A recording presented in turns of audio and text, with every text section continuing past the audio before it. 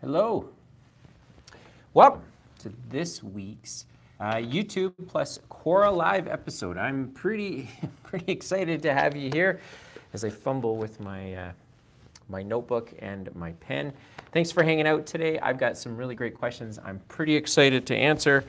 See if I can change my microphone. There we go. I think we're good. All right, let's get started. So for those of you that don't know, I'm Dylan, the founder of EmilyNow.com, business advisor, helping entrepreneurs do more with their business, increase their profits, increase their value, ultimately build healthy businesses. And part of my way to do that is to provide content that entrepreneurs find helpful. And so if you're watching on YouTube right now, hey, how you doing? Welcome. Thanks for hanging out. And if you're listening to this on the podcast afterwards, thanks for paying attention to this as well. And my hope is that you learn something or you hear something, or one of the questions or one of the answers I give prompts you to go out and do something with your business today and to tackle that problem that you've been procrastinating on, come up with that idea that you sort of seem to have a mental block on, or whatever it is. But hopefully this is time well spent for you. And I've got three questions. I have one question that's a little silly. But anyway, three questions that I'm going to spend some time answering, so let's get started. First question, how can I grow my CA practice with the right business loan? Now, I realize that if you're watching this or listening to this right now, you're going, chartered accountant, CA, I'm not a CA. Why do I care about this question? But the truth is, the answer that I wanted to give centered around borrowing to grow a business.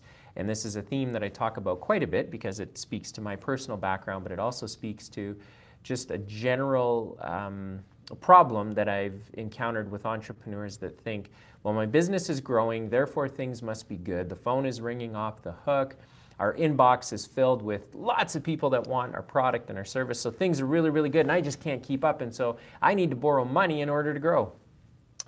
But the problem entrepreneurs face, much like this question presents with, say, the CA practice, and I've got something specific to a specific answer for service businesses, but generally speaking, a business has to be able to specifically define what it needs the money for. So when entrepreneurs say working capital, that tends to be a one-size-fits-all answer. And what I mean by that is, if your business needs inventory, that's called inventory financing. If your business needs equipment, that's called equipment financing.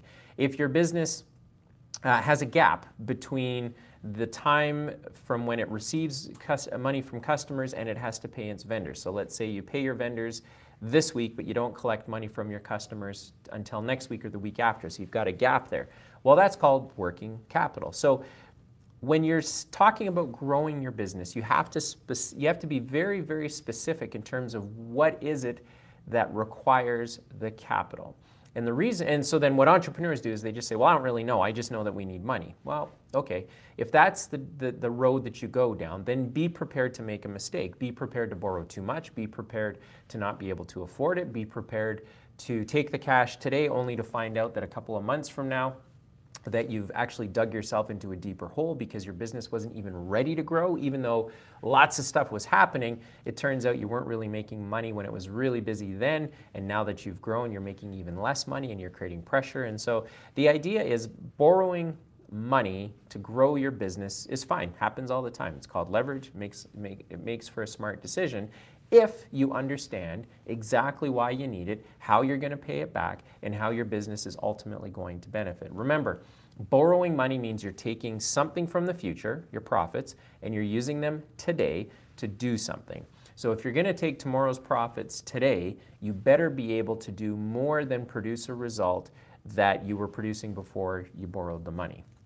Said another way, if someone said to you, you're going to make $1 million this year and I'm going to give it to you, but I want my $1 million back plus interest, you as the business owner have to decide, okay, how am I going to not only maintain the existing level of activity in my business, but how am I going to grow it exponentially to be able to repay that $1 million and the interest that goes along with it. And many entrepreneurs just don't think through that. I don't think it's because they're dumb or they're stupid. I just think there's oftentimes just a lack of understanding about how significant first of all, how hard it is to run a profitable business, but then secondly, how to grow properly and not overburden your business with unnecessary expenses that it ultimately can't afford. Now, specifically to this question, which is how can I grow my CA practice, which means I'm an accounting firm and I sell my time for money. Mortgage broker, real estate agent, accountant, lawyer, et cetera. They all kind of fall into that bin a little bit.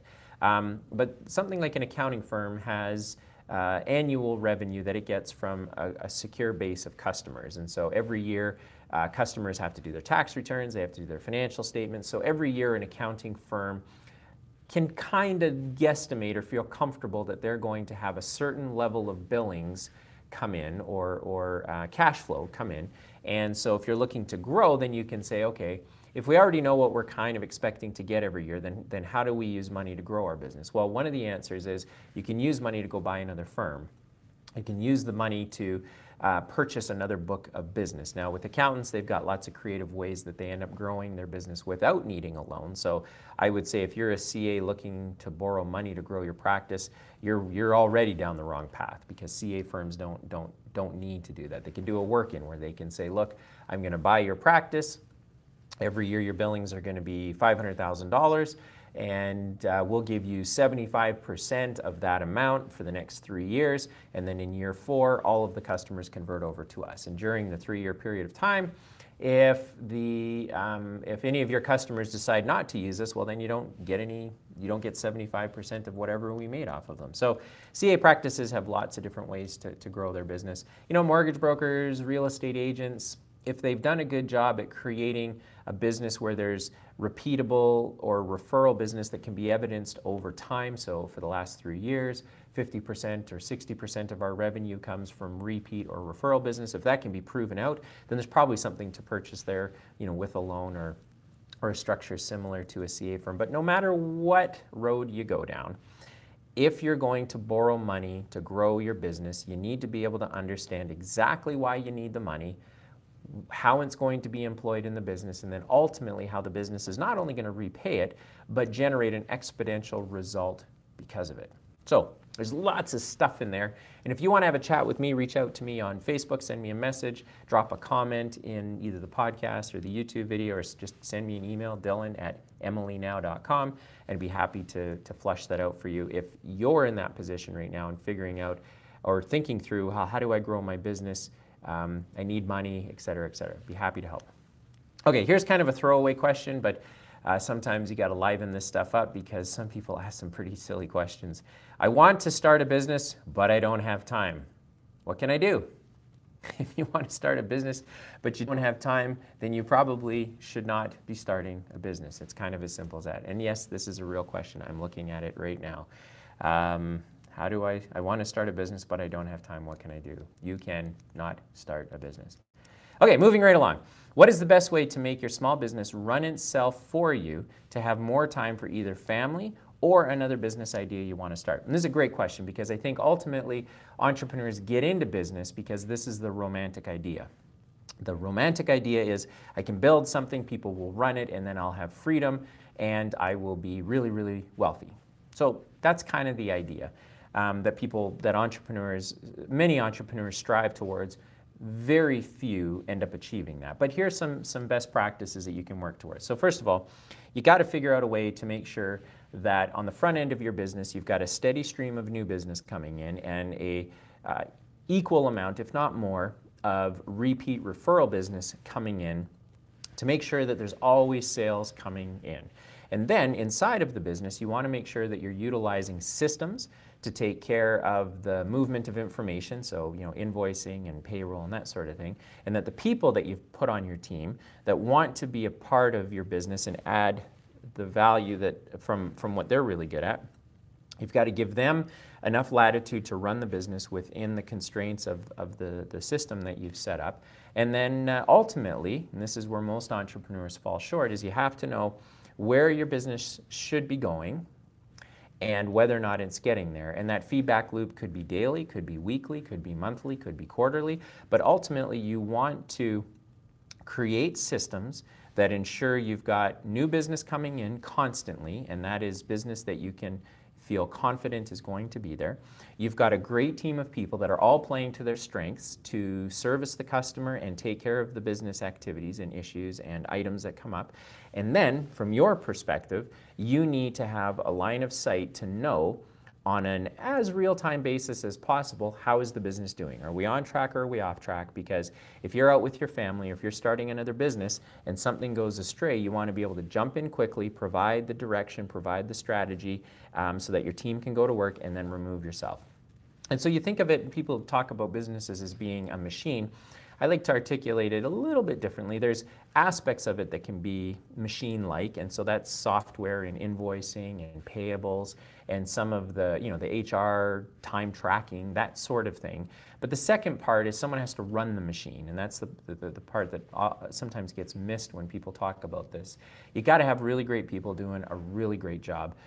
A business can offer the best product or service in the world, but if it doesn't have good people managing it, then the product or service, really, really doesn't matter. So find people that are passionate about what they do, that they're very skilled at what they do, and then give them the latitude to go and run the business for you, and within constraints. And so put your constraints in place. Certain dollar values can't be signed off unless they go to you. Every day you want to see a cash report to know that your cash is where it needs to be. Twice a week you want to see the sales activity and the sales, come up with a dashboard that will be unique to you as an entrepreneur, because every entrepreneur sees their business a little bit differently. But create yourself a dashboard that you could manage at a distance, and if there was a problem you could quickly jump back in because you know where the problem is, you can fix it or solve it, and then jump back out again. So good luck, every entrepreneur out there trying to spend more time with their family or trying to pursue another business. Make sure the business that you have is healthy and really well run, and that you can jump in and out easily if things go astray, and that you've got the information coming up to you on a as needed basis to be able to identify that. All right, my last question before we sign off for this week's episode. My co-founder is threatening to quit unless I give him more equity. What should I do? My first thought when I saw this question was, if you're having that conversation, you've already missed the moment to correct it. And what I mean by that is, two people, when times are good, two people will decide to get together and start a business and go make hay and have a good time. And then at the first sign of problems or pressure, fear will kick in. And then when fear kicks in, sometimes I like to call it entrepreneur psychosis, but entrepreneurs start to get nervous, and they start to question, and they start to not trust, and they start to pull in responsibilities and start to do everything themselves. And so if there are two people that started a business with the best of intentions, and then the business hits a pressure point, and you've got two entrepreneurs trying to act from a point of self-preservation, and there was no governing structure for that, then you've already missed the mark. And one of the hardest things to do as a human being is reset expectations once they've been set. It's just a thing. We're all human. We're all frail. We all have insecurities and things that we're not prepared for. And fear causes us to stop acting rationally. And oftentimes, if there's no underlying understanding or agreement or process to deal with those problems, then they become catastrophic. So if you find yourself in that moment right now, the most pragmatic, simplest thing to do is to sit down with your co-founder and say, look, you're threatening to quit unless I give you more equity. I understand that. That's ultimately what you're trying to get at. But underneath that are some other things. Are you doing more of the work? Are you adding more of the value? Are you seeing opportunities that we're not taking advantage of? Or are you taking advantage of opportunities that you don't feel I'm contributing to? So you really got to get down into the weeds and both come to an understanding of whether or not the claim is valid, that they should get more equity. Someone threatening to quit, well, it depends on how you look at it. Someone threatening to quit either doesn't believe in the business fundamentally, or they feel that because there's a lack of structure and agreements and so forth, they could just go across the street and start the business and they don't need you. So depending on where you find yourself, it calls for the same response, which is, look, if we both have an interest in working together and we're simply stuck at understanding how to divide up the equity or the profits or whatever the problem might be, then let's just talk through it. And after we've talked through it, our talking through it is going to reset the expectation that we didn't set at the very beginning. And so once that expectation has been set, let's make sure we document it. Let's make sure that let's use this moment to make sure this moment never happens again this way. So in the future, if you want more equity, or if in the future I want more equity or more profits, that there's a mechanism by which, as long as we follow it, we're both going to get what we want. And you have to assume that people will deal fairly. I'm not sure that you'd want to trust people, because I think that's hard to document. But I think if people want to act fairly, both parties will come to the table. They'll both leave something on the table, so not everything is taken from the other person. And that's usually the sign of a good business deal, when everyone gets everything they almost wanted, but not everything that they wanted. So everyone feels like they left a little something on the table, and that makes for a good ending. But if someone is threatening to quit, unless you give them more equity, you got to get, or more profits or whatever, you got to get to the root of the issue. Use the moment, if you're both intent on continuing to work together, and this is, just a speed bump that businesses go through and founders go through, then you got to use the moment to define the rules of engagement should this happen again. So if any of us get upset, let's refer back to our shareholders agreement, let's refer back to our letter of understanding, or however you choose to document it, and say, look, this is how we got over the speed bump last time, and let's use that as our framework for getting over the next one. Because inevitably this is going to happen all the time with founders. It's just a human nature exercise. So don't be scared of it. I would suggest lean into it. Don't lean out of it. Use it as a learning opportunity for the business. Again, if your intention and your founder, your partner's intention is to see this business through to its best end, then use this as a way to come up with mechanisms that work, so that when you're faced with this issue in the future, you've got a way to address it. So that's it. That's all I've got for you today. Really appreciate you hanging out. Thanks for watching on YouTube. Thanks for listening to the podcast. My ask is that you share this, or like it, or leave a comment, or somehow interact with it, because to the extent that you do that, then another entrepreneur has the opportunity to see it because of how social media works. And so I certainly would really appreciate that. And more personally, if you have some questions or some issues or some challenges that you're facing, reach out to me, send me a